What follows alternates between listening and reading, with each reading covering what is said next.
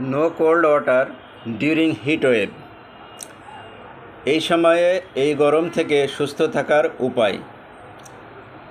Heat wave আসার সম্ভাবনা বাড়ছে, সম্ভবত 40 থেকে 50 ডিগ্রি সেলসিয়াস তাপমাত্রা বাড়তে পারে।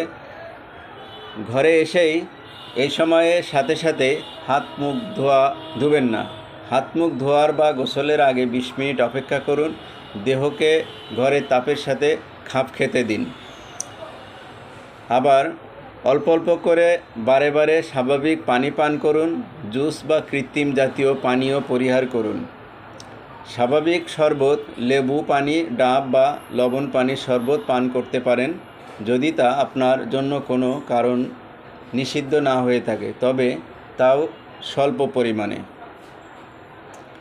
যখন বাইরের তাপমাত্রা 38 ডিগ্রি সেন্টিগ্রেড অতিক্রম করে তখন ঘরে চলে আসুন বা ছায়ায় অবস্থান করুন। ঠান্ডা পানি পান করুন, স্বাভাবিক পানি পান করুন বা ঈষৎউষ্ণ গরম পানি পান করুন, তাও ধীরে ধীরে। স্বাভাবিক পানি পান করুন, ধীরে ধীরে পান করুন এবং বাসায় থাকুন, ছায়ায় থাকুন। প্রচণ্ড গরমে বা যদি আপনি ক্লান্ত থাকেন তবে ভুলেও বরফ মিশ্রিত পানি বা ফ্রিজের পানি পান করবেন না। যদিও ওই সময় ঠান্ডা পানি খুব ভালো লাগে, কিন্তু এতে হঠাৎই দুর্ঘটনা ঘটতে পারে। প্রচণ্ড গরমে যদি আপনি